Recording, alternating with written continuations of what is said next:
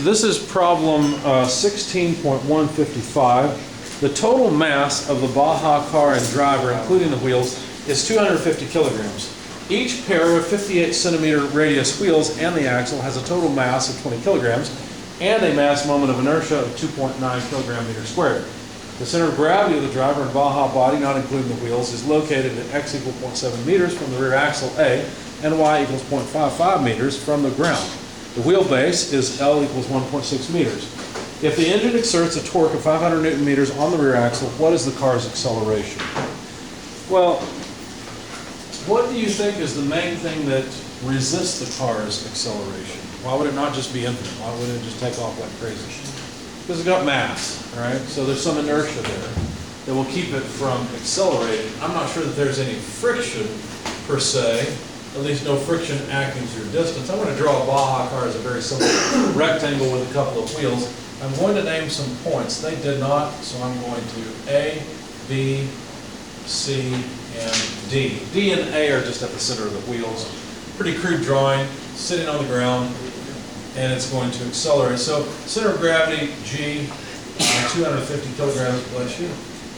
And for the wheels, both front and rear, the radius, 0.58 meters. Let's make a note of that. And the two wheels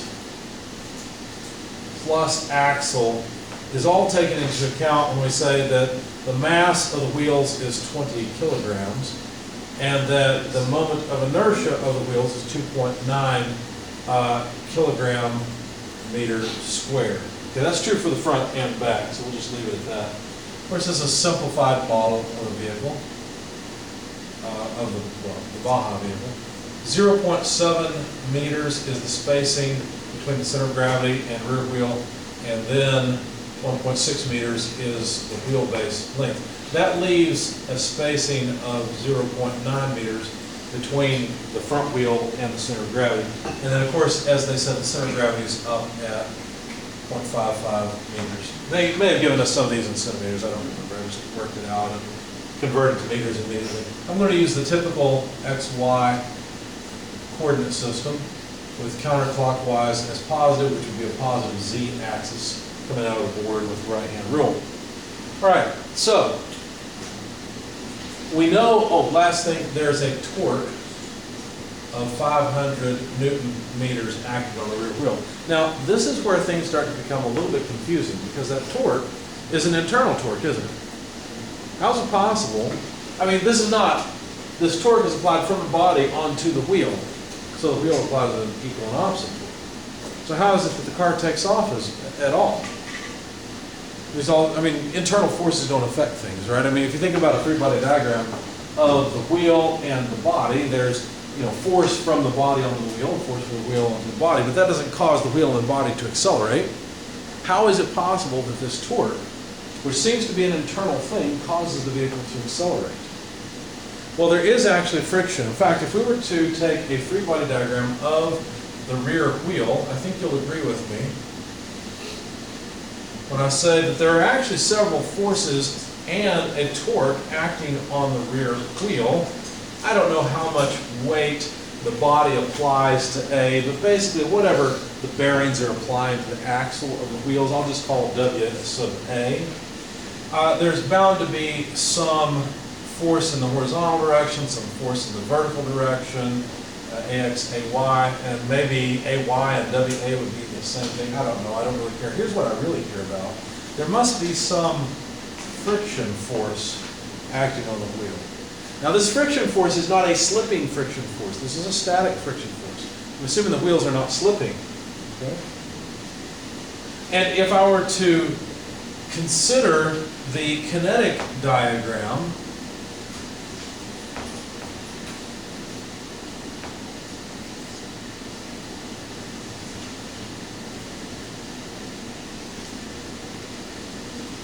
then I could write sum of force, sum of moment equations and say something about this rear wheel. In fact, if I were to start off, let's see, sum of moments about point A, taking counterclockwise positive for just the rear wheel. If I do that, then I don't really care what's going on at the bearing because all those forces pass through the center.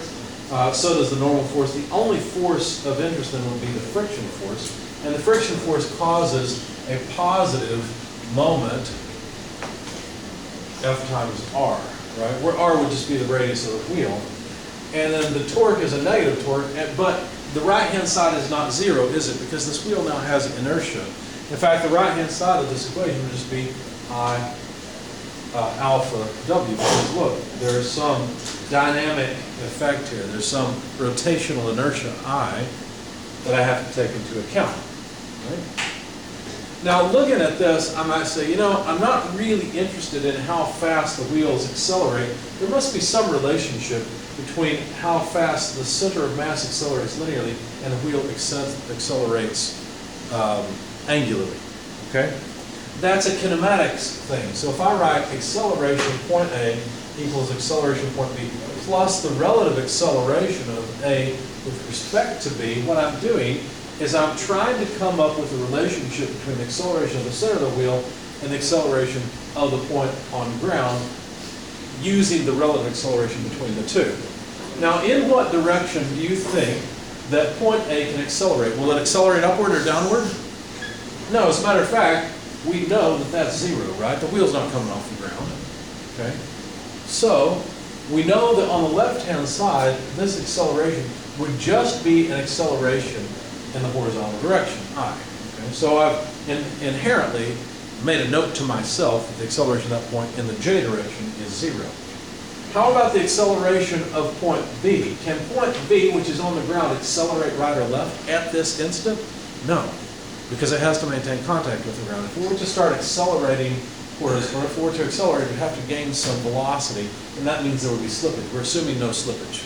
Okay? Now that assumption is an assumption that we can check. I might show you how. Remind me at the end, we'll make some checks. I forgot to do that when I worked out the problem. But we'll double check that all of this will work, and you know, we haven't spun the wheels or lifted the front wheel off the ground or anything. But for now, let's just say that the acceleration of point B is only in the vertical direction because it can't slip along the ground. Okay? And then the relative acceleration, notice we're basically thinking about rotation about point B and the way that A moves with respect to point B, right? So B is our reference. Remind me again, what kinds of acceleration this can break up into. Which two directions? Normal, tangential, that's it, right? So we're going to have an acceleration of A with respect to B in the normal direction and acceleration of A with respect to B in the tangential direction.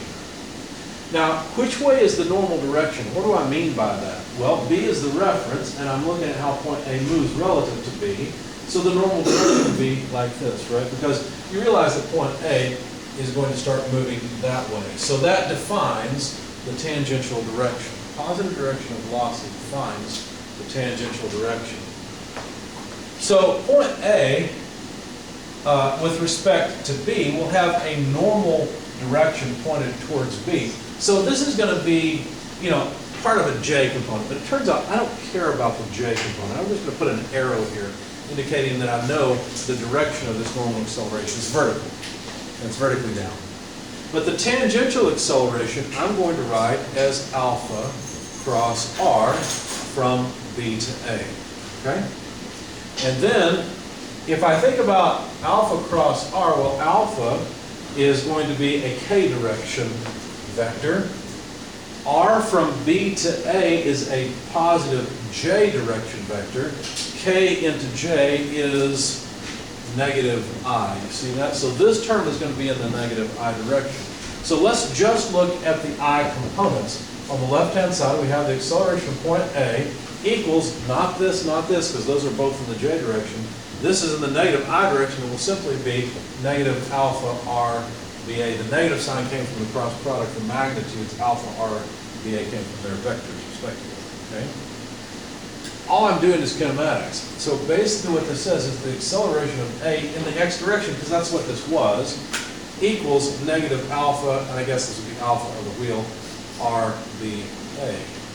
So notice we've got a relationship between the acceleration of point A and the angular acceleration of the wheel. These are both properties of the wheel. They belong with the wheel. It makes sense, right? If the wheel were to accelerate in this direction, it would have to accelerate angularly in that direction, which is the negative coordinate direction. That's why we have a negative sign here. Okay?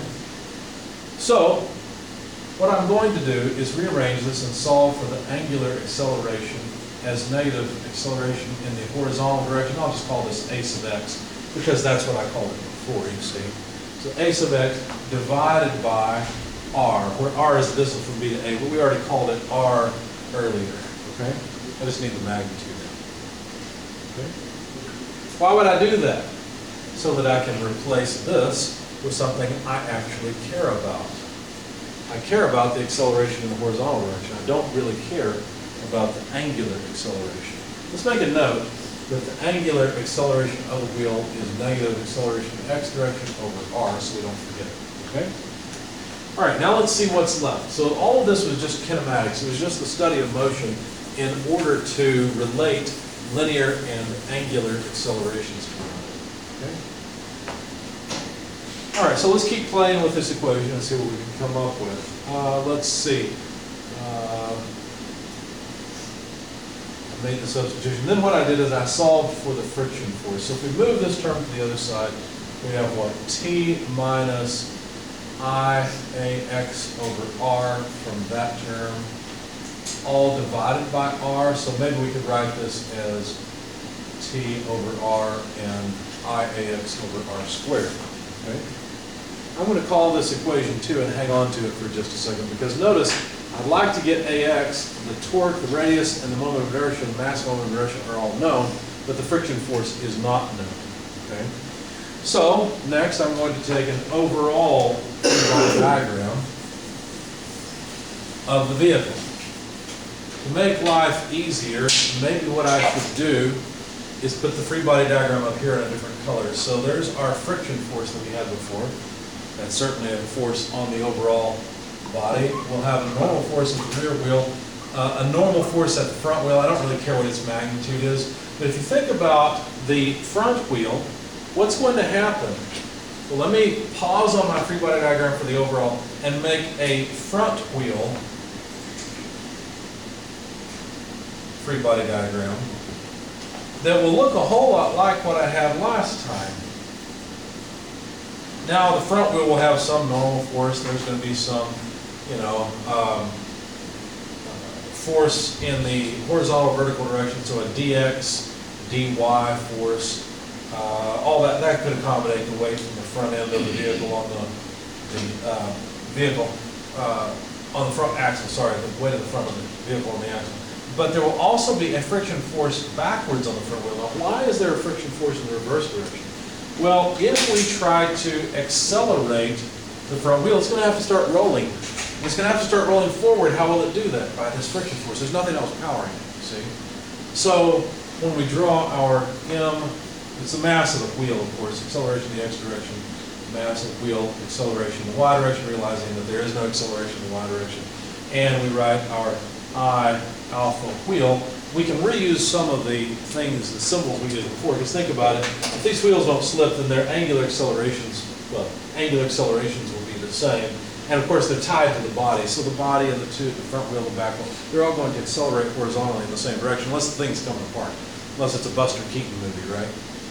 You guys don't know who Buster Keaton is. You should look up Buster Keaton. He did all his own stunts. He was amazing. There's nothing today, even Jackie Chan, in my opinion, is not as good as Buster Keaton was. But anyway, so, and what's scary is that there was no special effects back then. This was all real. Anyway, so where were we? So this is our free body diagram. So the reason I drew this now is to realize, well, wait a second, there is a frictional force on the front wheel from the ground onto the front wheel, causing that wheel to start to rotate. Other than that, there's the weight of the vehicle acting downward, and that's about it. Those are all the forces that I could think of that are acting on the overall vehicle. So why don't we start off by summing moments about point C on the overall. So from the overall free body diagram, which is up here, if I sum moments about point C, which it turned out this wasn't really useful to do, but I didn't know at the time, so I went ahead and did it. So if we sum moments, I purposely chose this point to to get rid of this normal force and friction force, I knew that I would also get rid of the rear friction force, and I'd have a normal force at the rear wheel as well as the weight. So I thought my sum of moments would be easy, and I could sum forces vertically and horizontally, put all the equations together. And it really doesn't matter where you sum moments about. That doesn't make much of a difference. Once you put all the equations together, it's still one set of independent equations. Just 3 equations is all you get, no matter how you look at it. So I just chose the easiest point I could find. So summing moments about point C, we'd have the weight force times 0.9 meters, because think about it, the weight is causing a positive moment. However, the normal force at the rear wheel causes a negative moment. So minus the normal force at the wheel times 1.6 meters total. And that's everything, right? That's the moment of all of the forces. But then on the right-hand side, I will have to write something else. Now, I don't have space for a kinetic diagram. Let me make the free body diagram and forces be blue. And let's put the kinetic diagram in red. Okay, so the kinetic diagram is pretty simple. Mass of the overall vehicle, acceleration in the y direction, as with the wheels. Hopefully there's no acceleration in the y direction. And the charger. Okay. So then mass times acceleration in the x direction, but there's more to it than this. You might say, well, I don't see any I alpha anywhere. There is. It's right here on the front wheel, right? And on the back wheel. Okay? So those parts are accelerating angularly, and we have to take them into account. So notice that I alpha would be the same on the front and back wheel. So I'm going to say just 2 I alpha, right, because there's 2 of them. And then remember, since I did not sum moments about the center of gravity, what else do I have to include on the right-hand side? I have to include the moment of these dynamic forces, you see? This dynamic force is 0, so it won't appear, but this dynamic force is not 0. What is the moment arm for this MAX dynamic force to the right? What is the moment arm for it? 0.55 meters, that's right. Is it a positive or negative moment? It acts clockwise, so it is a negative moment, right? So we have to write minus MAX times 0.55 meters, okay? Any questions so far? All right, now I've already come up with an expression for the angular acceleration in terms of linear acceleration. So this is 2I times negative AX over R minus MAX times 0.55 meters. I have a point with this. You'll see what it is in just a second. If we pull out a negative AX, we can write 2I over R, that's the first term, plus mass times 0.55 meters. Let's calculate the magnitude of each of these. Take your calculator. Take 2 times 2.9 over 0.58. What do you get?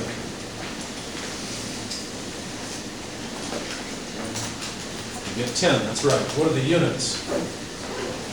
Well, they are, let's see, I divided by, basically I, the moment of inertia divided by a length would just be kilogram, well, let's put it over here, kilogram meters, right? What about the second term? It's 250 kilograms times 0.55 meters. What do you get there? 137.5 kilogram meters. Okay? Notice that if we weren't taking into account the angular motion, angular acceleration of these wheels, basically that term would be 0. We'd actually still be pretty close to what we had originally. See? This is only offsetting us by 10. In your marble roller coaster, when you try to take into account the rotation, there's not a lot of it. There's some, but it's not as much as the acceleration of the overall body. Okay?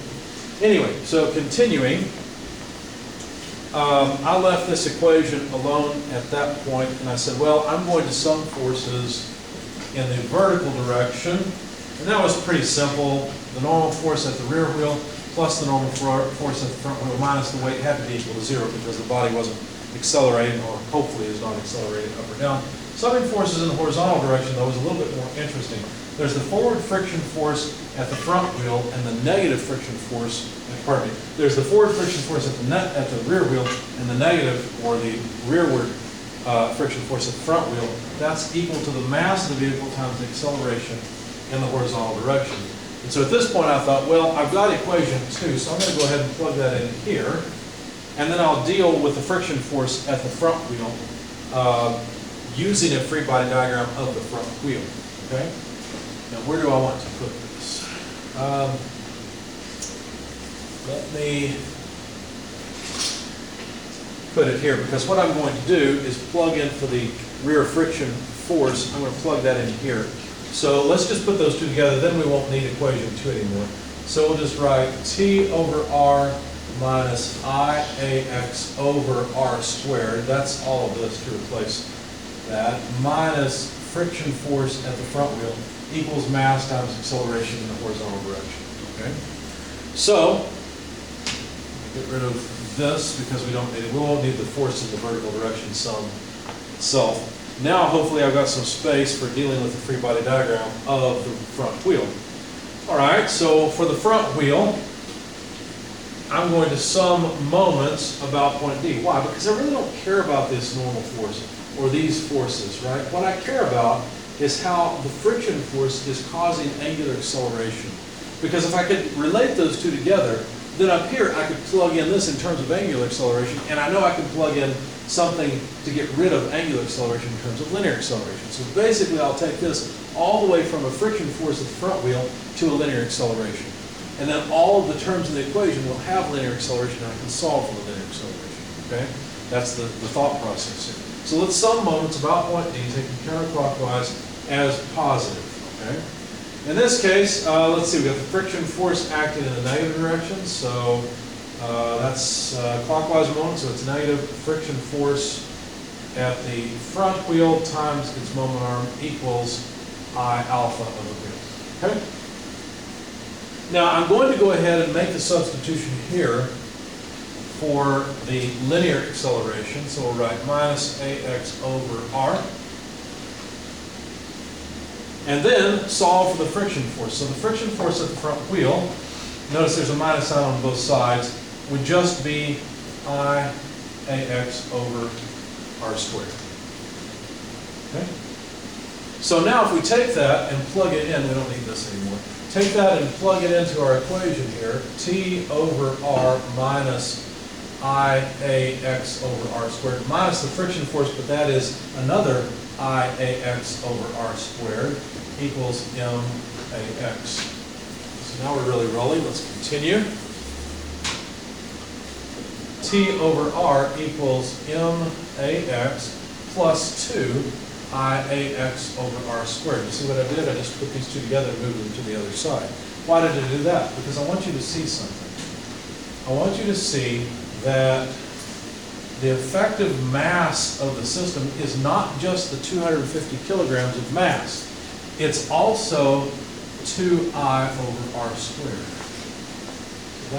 So basically what this does, by including the angular resistance, the angular inertia, all I've done is I've increased the effective mass of the vehicle, and the effect of the torque will be less. It won't be able to accelerate the vehicle as quickly as it would if those wheels didn't have inertia. Does that make sense? So let's calculate these magnitudes. This one's easy. This is 250. So AX times 250 kilograms. Now calculate this for me. 2I over R squared. You just calculated I over R. Take 2I over R squared. So 2 times 2.9 divided by 0.5x squared. What do you get for that second term? 17.24. 17.24. And the units, of course, are kilograms. Basically, because these wheels have some resistance to changing their rolling speed, because of that, we effectively have a higher mass to accelerate. You see? All right. Let's continue working with this just a little bit, because what I really need to do is solve for the I need to solve for the acceleration in the horizontal direction. I'm going to go back to the symbols and then we'll plug in numbers at the end. So let's see, T over R divided by M plus 2I over R squared. Putting the R's together, making things simpler, we have that'll be M times R plus 2I over R.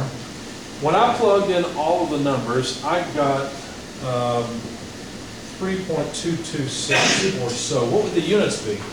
Well, let's see. We've got Newton meters in the top. In the bottom, we've got kilograms times meters plus, this was kilograms meters squared, but divided by meters means that the denominator also has consistent units. Cancel the meters everywhere, and we have newtons per kilogram. But that's not a unit of acceleration we usually use. I hope it's a unit of acceleration, that's what we solve for. If not, I messed up somewhere. What do you think it is? Well, isn't this a kilogram meter per second squared divided by a kilogram? So it's just a meter per second squared. Okay? So there's the acceleration that they asked for. Now let's ask another question. What if we had neglected the rotational inertia of the wheels? What would happen? Well, then things are a bit simpler. I want to leave, you know what, I'll leave this equation up, that'll be adequate.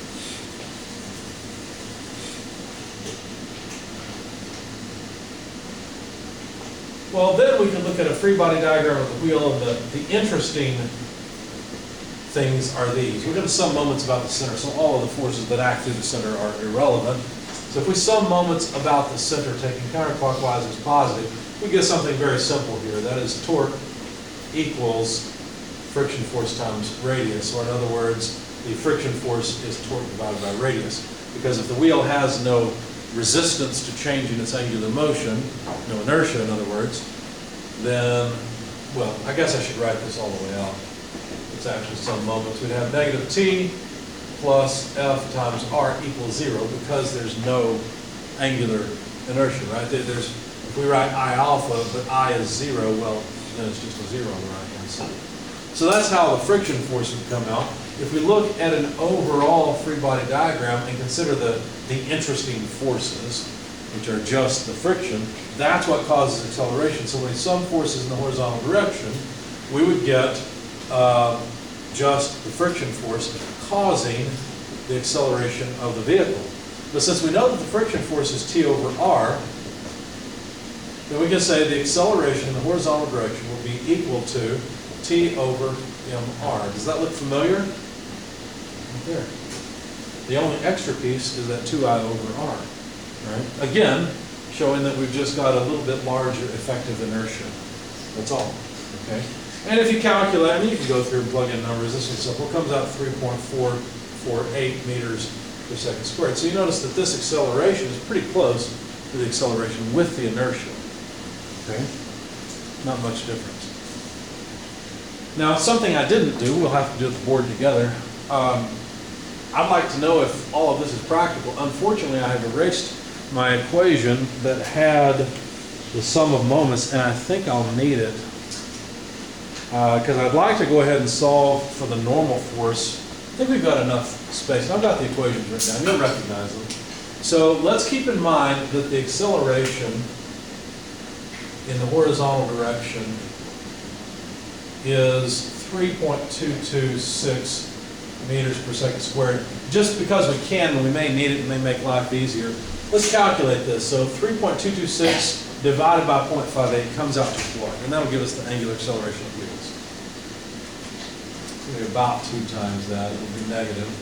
So 6 point something, I think. 5.56. All right. And those would be radians per second squared. And the negative sign just means that it's accelerating, the wheels are accelerating in the clockwise direction. That's not really a surprise.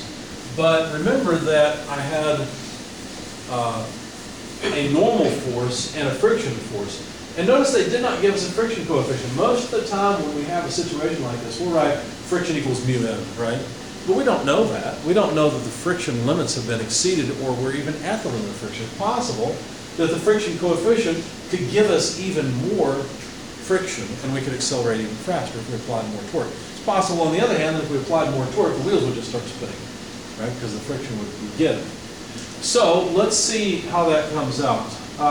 The equations I had were these. Sum of forces in the y direction equals the normal force at the rear wheel plus the normal force at the front wheel minus the weight, and that sum was 0. So another way of writing this is that this is equal to the weight. Okay. Then the sum of moments equation we had, I'll just write down again, it looked like this: weight times 0.9 meters, it's for the overall free body diagram, plus normal force at the rear wheels times 1.6 meters equals, let's see, 2I alpha of the wheel minus mass acceleration in the horizontal direction times 0.55 meters. So now life is pretty easy. The right-hand side is just a number. Let's see, we know the weight, so we should be able to come up with the normal force at the rear wheel as well as the normal force at the front wheels. Okay, so let's do that and see what we get. So for the right-hand side, 2 times 2.9 kilograms meters squared times alpha. Well, alpha is negative 5.56 radians per second squared. I'm out of space, I'm going to have to break to the next line. Minus the mass, 250 kilograms, times acceleration in the horizontal direction, 3.226 meters per second squared, times 0.55 meters. What is the right-hand side number, if you don't mind? Can't read anything up here, just tell me I'll interpret. 475.82. Sorry? Negative 475.82. And let's see, what units have we got? This should be Newton meters, right? There's a kilogram meter per second squared, and there's a meter. Okay, so then if we want to calculate the normal force, let's see, we could just say the normal force at the rear wheel equals, let's see, maybe 475.82 Newton meters minus the weight times 0.9 meters. But it looks like we're going to end up with a negative number, so that the normal force at the rear wheels will be negative, and that doesn't make any sense. What did I do wrong? Let's see. That's okay.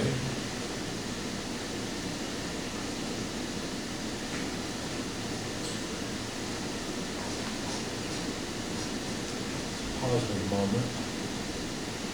Oh, I've got a sign error here. Did I mess up here also? I did mess up here. NW times this moment arm is a negative thing, isn't it? I've got to change that in my solution. There, that's better. Okay, so the weight, is the weight 250 kilograms? No. Several of you have made that mistake over and over. What is the weight? Somebody tell me the number for the weight. That Times 9.81. 250 times 9.81. How much is that? 24.52. And of course, these would be Newton meters as well. Okay. So if we take all of this and divide by 1.6 meters, notice this is negative. We'll get the negative of the normal force. I had just made a mistake there. I need to fix it here as well. So go ahead and give me the number here. Negative 475.82 minus 4452.5, all divided by 1.6. There should be 2452.5. There should be 2452? Yes. I must have misheard. That makes sense because it's about 10 times 250. Thank you.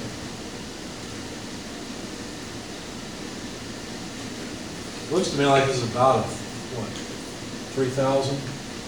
Divided by 1.5, maybe about 2,000 maybe? 1877?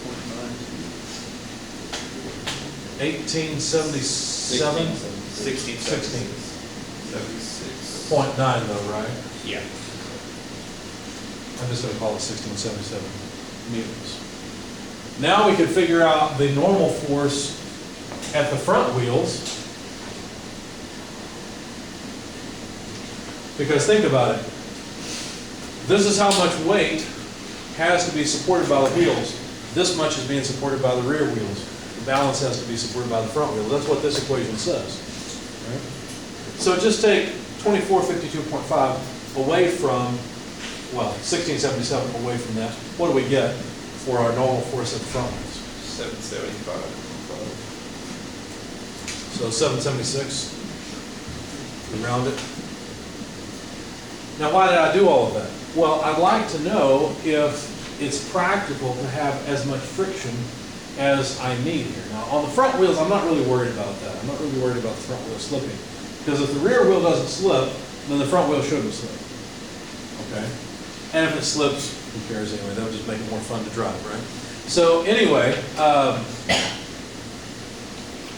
now that we've got our normal forces, realize we can calculate the friction forces, right? So let's do that next. Remember, the friction force on the front wheel was given by IAX over R squared. That came from summing moments about point D on just the front wheel. Okay? So let's calculate the magnitude of that friction force. 2.9 kilograms meters squared multiplied by 3.226 meters per second squared divided by 0.58 meters squared. What do we got? Well, meters squared gone. Kilogram meter per second squared. Yeah, we'll have newtons, which is good. So 2.9 times 3.226 divided by 0.58 squared comes out to what?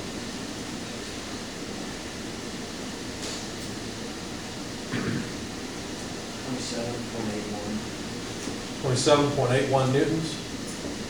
Okay, thank you. Now let's calculate the friction force at the rear wheels. I'm looking for easiest way to do that. The friction force appeared in several equations. It appeared in the sum of force equation for the overall free body diagram. I'm just going to rearrange that equation. The front wheel friction force, since we've got it, appeared in the equation, plus the mass times acceleration in the horizontal direction. So 27.81 plus 250 kilograms times 3.226 meters per second squared. That should get us to the friction force at the front wheel quickest. So give me a number for that as well, if you would, please.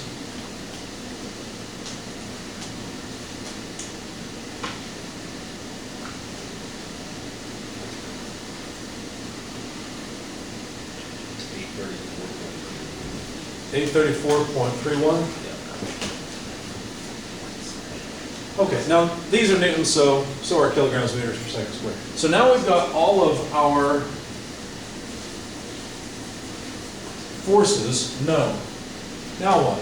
Well, let's consider the friction coefficient that would be required at minimum for this to work, right? So let's see if the friction coefficient we come up with is a reasonable friction coefficient.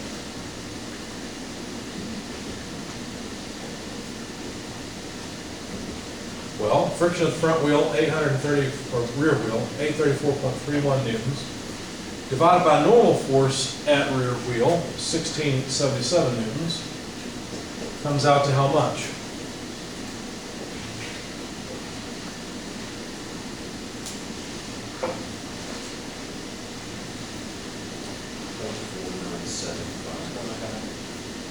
.5 or so, 50% friction coefficient. That seems reasonable for rubber on concrete or asphalt.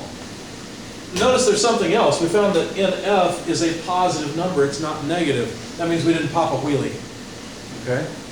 What about the friction force at the front wheel?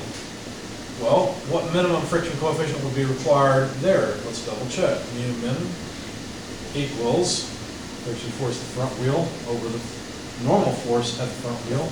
Friction force at the front wheel is 27.81 newtons. Friction, or the force, normal force at the front wheel, 776. This is going to be even lower. This is definitely less than a half, far less, right? 102? 103. 103. There we go. So why did I go through all of this at the end? Well, part of it in looking at the simplified model was to show you that neglecting rotational effects is really not all that bad. It's not terrible. I went through the last part to show you that our analysis was actually valid, that this number is reasonable, right? That the acceleration we have is not an inaccurate model, because if we found that we had to pull the front wheel down, or we found that, you know, we needed a huge friction coefficient, then what would happen is the wheels would slip and the front wheels would come off the ground, not acceleration as we calculated. And then we'd have to take into account the front wheels coming off the ground and the normal force being 0 at that point. Or perhaps the wheels slipping. You still have some acceleration, but we need the friction coefficient at that point to decide exactly how much forward force we got to figure out, you know, what forward acceleration we would have. Okay? Questions, comments? All right.